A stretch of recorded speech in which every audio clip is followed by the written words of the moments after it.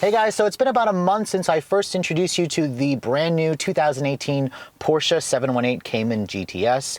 This car has been such an incredible car, kind of a dream to drive it for the last month. And I know a lot of you have been asking me to do another update. You guys have really been liking the vlogs. So in this second vlog, I'm gonna go over some of the updates with the Porsche, some of the updates with the channel, and I'm also going to reveal the second mystery car that I had mentioned in my first vlog. So stay tuned and enjoy the show.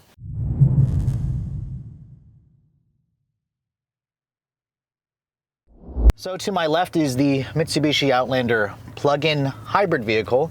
It's definitely an interesting car, looks interesting. I'm gonna try to keep an open mind, but that's for a completely different review. So, how has the 2018 Porsche 718 Cayman GTS been? Well, as you guys know, I travel a lot for work just to be able to show you guys all the different kinds of reviews that are available. I travel a lot to manufacturer events. I do a couple of sponsored things from here and there. So I haven't had a chance to really drive the Porsche all that much. In fact, the longest trip that I took it to was to Delaware. I was near Rehoboth Beach, Delaware, because I had to go run by the Delaware DMV, get some VIN inspection or VIN verification inspection done so I could finish the registration on this car. And today it has about 879 miles on it, and it's a little over a month old, like maybe a month old and 5 days. So I'm pretty much keeping in with the mileage where it's supposed to be. Actually, it would probably have 200 less miles on it if I didn't drive it all the way to Delaware, but you know what? It was a nice road trip for the car. So this car actually does have auto start stop, and when you have it in its normal setting, or I guess eco mode, it shuts off before you even come to a stop, but as soon as I let off the brake, it starts up, and it's pretty quick, but it's definitely weird to be driving around in a Porsche that has auto start stop. So you all are probably wondering why I haven't actually done a full review on this car. Well, just stay tuned, it's coming. I really want to review this car after it's been broken in. Now, surprisingly, Porsche has the break-in mileage set at like 2,000 miles.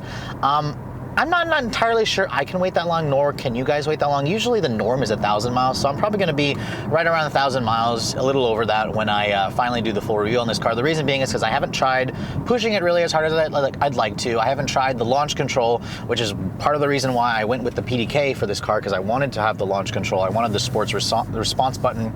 And I'm really looking forward to showing you guys the launch control. So that is partially why I haven't done a full review. I also haven't had a chance to really drive it. I want to be able to drive it more. I want to be able to see what it's like to live with. And I feel I can give you guys a more proper review actually after I've had more seat time in this car. So I know some of you will probably notice my Porsche hat. I typically don't wear hats. However, my good friend Michael actually got me this hat when he first saw this car a couple of weeks ago. And I typically don't wear hats, as I said, but I actually really like white hats like this. And I mean, of course, you can't really, resist the Porsche badge on this, where it kind of matches the color of my car. I know it's kind of a little douchey that I'm wearing this hat, but I figured for this vlog update, it was kind of appropriate.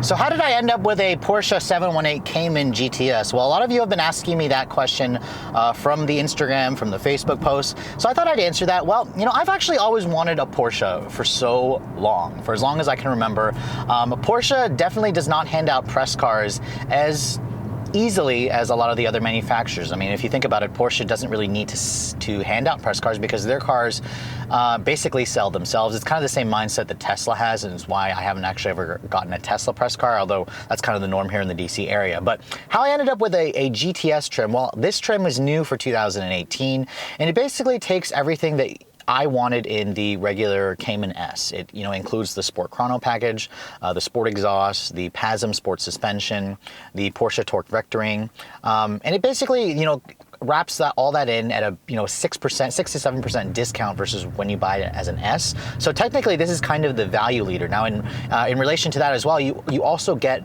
upgraded looks on the outside. You have blacked out headlights, blacked out taillights. You have the sport design front and rear fascia.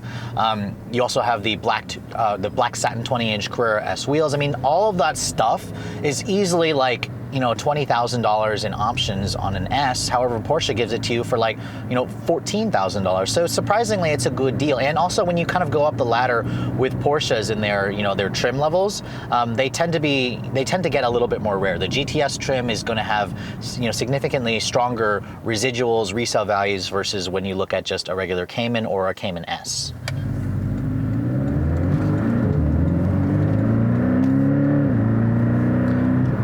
So with that being said, a lot of you have also asked me, why not a 911? Why didn't you just go for a 911? That is the Porsche sports car that everyone knows. And to be honest, I'm going to talk a little bit more about that in the full review. But the reality is the Cayman, surprisingly, a lot of enthusiasts never want to believe this, actually is the better driving of the two.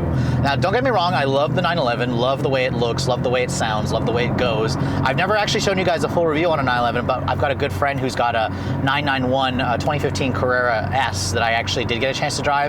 And I'm going to go more in depth with this in the actual full review, but this car feels much smaller and much more playful versus the actual 911. And to me, the 911 is kind of a car that maybe I would go for when I'm 10 years older, when I'm in my 40s. Being, in my late 20s, almost 30, I much prefer the feel and the look and the way the Cayman handles and drives. And the GTS trim is no slouch. Now, some of you have definitely questioned whether or not this car doesn't sound as good as the old Cayman. So I'm gonna let you guys hear it for just a second. You can tell me what you think, because I love the way it sounds.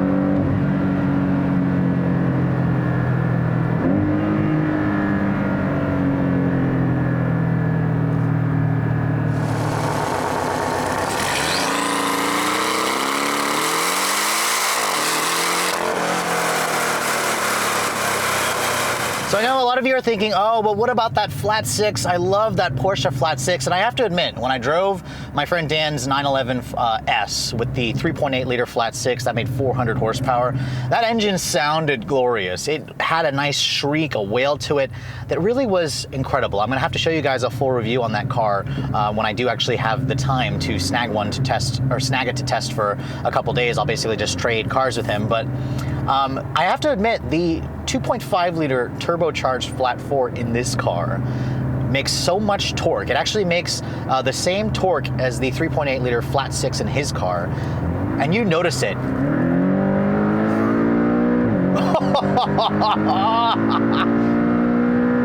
God damn, this car is ridiculous. So I tried that in, the 911, and it's fast in its own way. It pulls hard, it screams, and it's lovely. But this car gives you that torque that really shoves you back in the seat. And again, it's all just down to the purists whining and bitching and complaining because they don't like change. That's basically it. Now, since I've never really owned a flat six Porsche, I don't mind the sound of this engine. To me, it doesn't sound like a Subaru. It sounds unique. It's very throaty. It's very aggressive.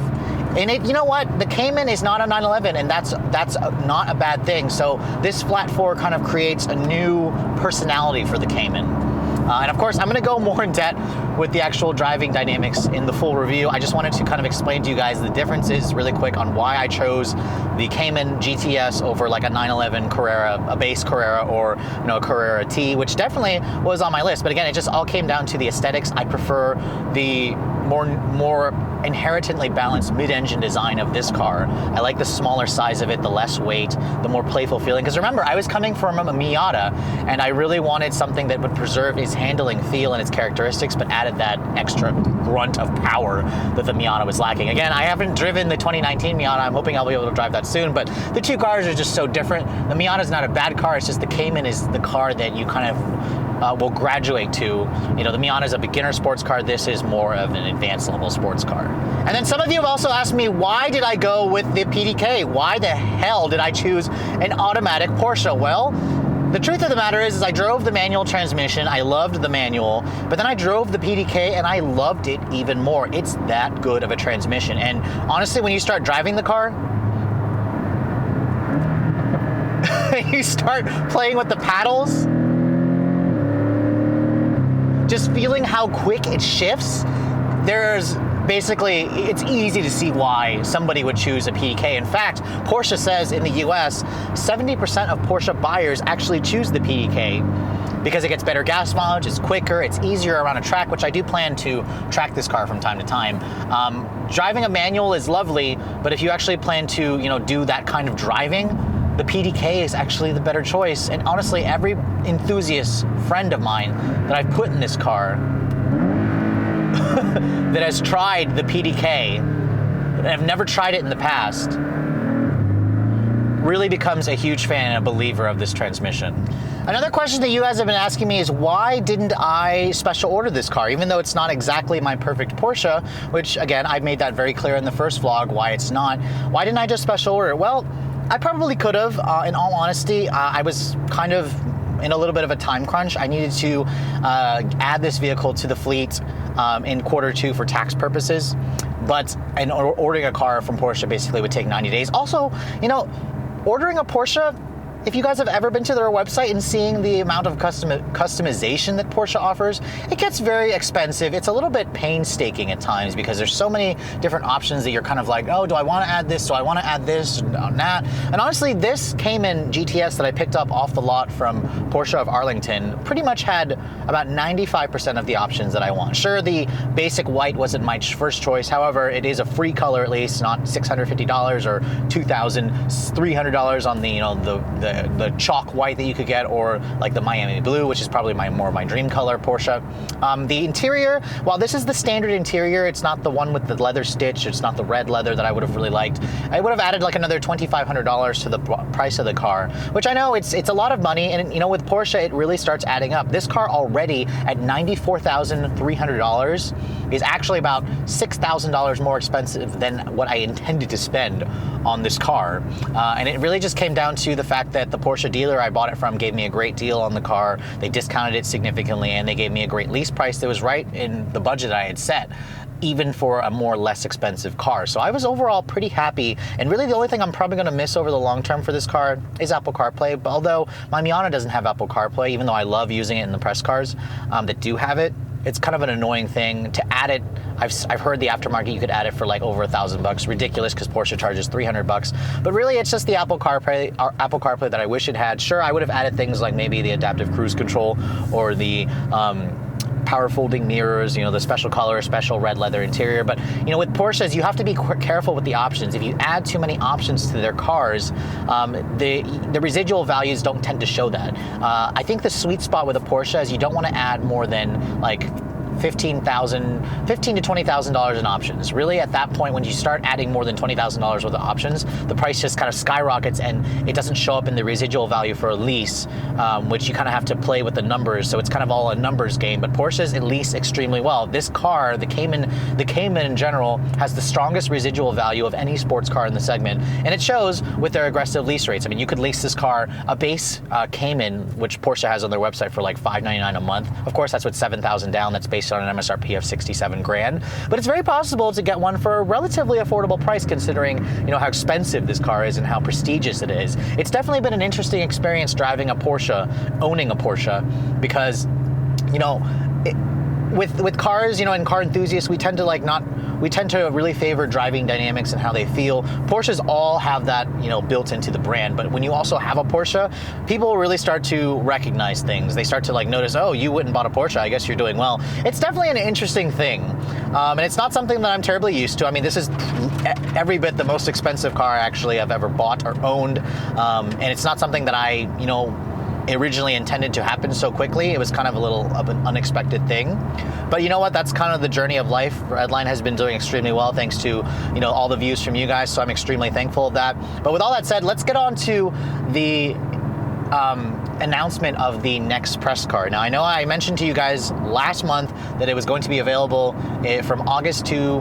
October. Thankfully, I got a call from Tesla, and you guys have been guessing it. I'm not really surprised. You guys are all really great guessers. The car that I'm adding to the fleet is a 2018 Tesla Model 3 Performance Dual Motor. That's right, it's the Performance model. Now, originally, I was going to get a long range model. Actually, I had put in the reservation way back in 2016 when, you know, they first allowed you to do it. Tesla reached out to me a few months ago and said, hey, your car is being ready to be built. So I originally built the long range model that was like, you know, it was like $60,000. It was, you know, deep blue crystal pearl or whatever it's called. It had the, you know, the bigger 19-inch wheels. And then after I'd sent in the build, a week later, Tesla emailed me and said, hey, the Performance Dual Motor is available. So I was just like, you know what? I might as well just go to the Performance model because I want to see what that car is like to live with. I've never owned or driven a Tesla, which of course that's going to change soon. I'm really excited, but basically the Model 3 I ordered is a, you know, deep crystal blue.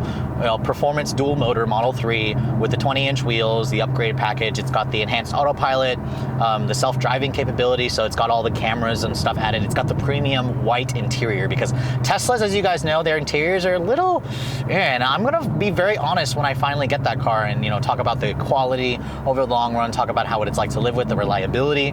But the premium white interior was a huge thing that I was really excited for. So really looking forward to it. Tesla says that the car is going to be ready, or at least it's been built. It's on route to my local Tesla store here in Tyson's Corner. It's supposed to be here by August 16th. Unfortunately, I'm not going to be here from August 16th to the 24th because I'm on a media drive. And Tesla, for some reason, says they can't hold the car for me or for anyone for longer than 7 days, which is ridiculous to me. So they had to bump me to a different car, a different VIN, basically.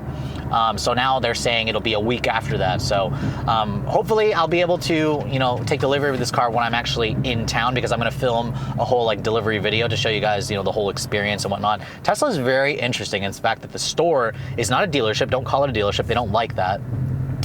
But they try to have kind of everything ready for you, the paperwork, the financing and whatnot. And that car will actually be a finance vehicle, not a lease.